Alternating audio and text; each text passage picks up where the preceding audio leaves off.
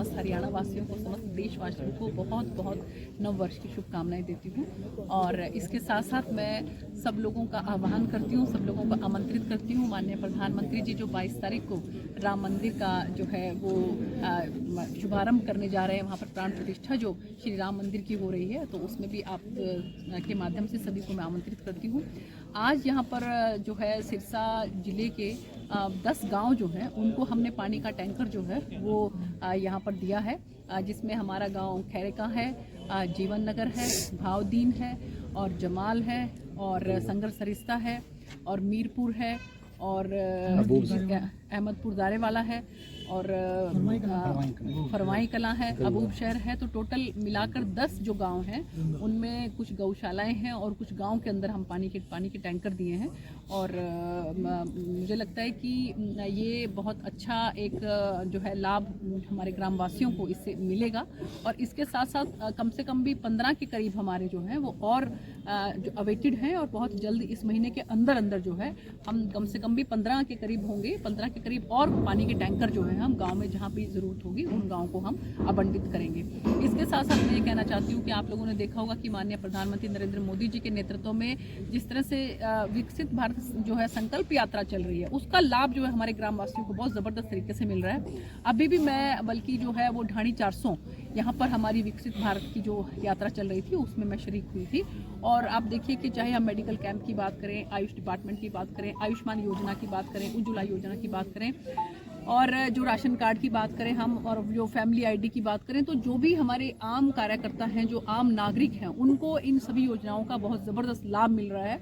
और पहली बार जो है एक आम जनता अपने आप को बड़ा सुकून महसूस कर रही है कि कहाँ पर तो जो ऑफिस हैं उनके चक्कर लगा कर जो है वो लोग परेशान हो जाते थे और अब सरकार जो है खुद उनके द्वार पर आ रही है और सभी योजनाओं का लाभ जो है उनको मिल रहा है। जिनको मिल रहा है वो बहुत अच्छी बात है, लेकिन जिनको नहीं मिला है उनको भी अब ये पता लग रहा है कि कैसी कैसी योजनाएं ऐसी हैं सरकार की कि जिनका उनको लाभ मिल सकता है। तो इसलिए वो भी बहुत जो है भारी संख्या के अंदर इसके अंदर पार्टिसिपेट कर रहे हैं। और मैं आगे के लिए भी आपके माध्यम से ग्रामवासियों को कहना चाहूँगी कि वो थोड़ा सा ये पता कर लें कि उनके गांव में कब आ रही है ये विकसित भारत संकल्प यात्रा, और वो ज़रूर उसके अंदर पार्टिसिपेट करें। बात की जाए तो 2024 का आगाज हो चुका है। हालांकि पूरे देशवासियों को इस साल का पूरा इंतजार था क्योंकि लोकसभा चुनाव अब थोड़े दिनों बाद होंगे।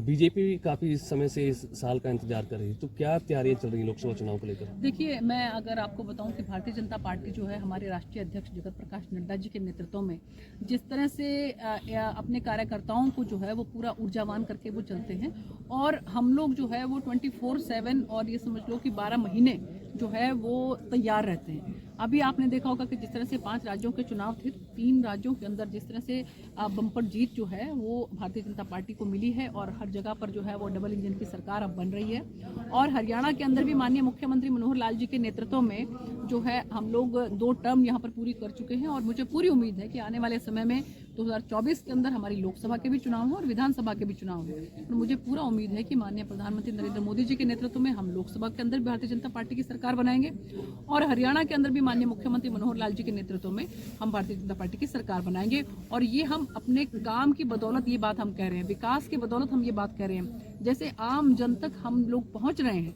आज तक पहले कभी भी कोई भी सरकार जो है वो इतनी बारीकी से और इतना धरातल तक जो है वो आम जनता के बीच में नहीं पहुंची है। हमारी सरकार की कोशिश रहती है कि किस तरह से एक आम जो इंसान है उसकी ज़िंदगी आसान बने, ईज ऑफ लिविंग, और इसी को ध्यान में रखते हुए अंत्योदय के माध्यम से हम लोग जिस तरह से आम जनता के बीच में पहुंच रहे हैं, मुझे पूरी उम्मीद है कि आने वाले समय में हिंदुस्तान के अंदर भी और हमारे हरियाणा के अंदर भी दोनों जगह पर भारतीय जनता पार्टी की सरकार बनेगी। राज्यसभा सांसद दीपेंद्र हुड्डा है, उनका साफ तौर पर बड़ा बयान है कि हरियाणा की 10 की 10 सीटें कांग्रेस जीतेगी। ये देखिए, ऐसा कि सपने लेने के लिए कोई पैसे भी नहीं लगते और सपने लेने के लिए कोई किसी को रोक भी नहीं सकता है, तो इसलिए बिल्कुल लेने चाहिए, अच्छे सपने लेने चाहिए। लेकिन हमने जो है वो 2014 के अंदर भी जो है वो 7 सीटें जीती और उसके बाद 2019 के अंदर हमने 10 की 10 सीटें जीती, और अब भी मुझे पूरी उम्मीद है कि 10 की 10 सीटें जो है वो भारतीय जनता पार्टी के खाते में जाएंगी और कमल का फूल खिलेगा। आप पार्टी द्वारा भी दावा किया जा रहा है कि हरियाणा में आप परचम लहराएंगे। आप पार्टी ने तो 5 जो राज्यों में चुनाव हुए हैं, आप वहां पर देख लीजिए उनका क्या हालत हुई है। जो नोटा जो है उनसे भी कम जो है उनके वोट वहां पर उनको मिले हैं, तो प्रतिशत आप देख सकते हैं। और उससे जो उनके दावे जो हैं, मैं फिर वही बात कहूंगी कि सपने लेने से कोई किसी को रोक नहीं सकता। लेकिन इन दिनों एसवीएल का मुद्दा काफी गर्माया हुआ है। हालांकि पिछले दिनों पंजाब और हरियाणा के मुख्यमंत्री की मुलाकात हुई थी, लेकिन कोई नतीजा नहीं निकल पाया।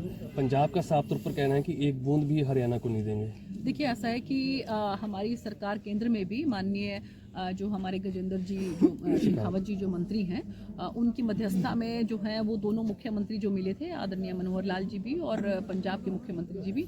लेकिन मुझे लगता है कि उनके मन में जो है वो कहीं ना कहीं कुछ ऐसा भेदभाव है। नहीं तो 2 राज्य हैं और वो भी एक ही राज्य थे। उस एक राज्य में से 2 राज्य 3 राज्य जो बने हैं, तो उनको एक बड़प्पन दिखाना चाहिए कि पानी पर सबका हक है।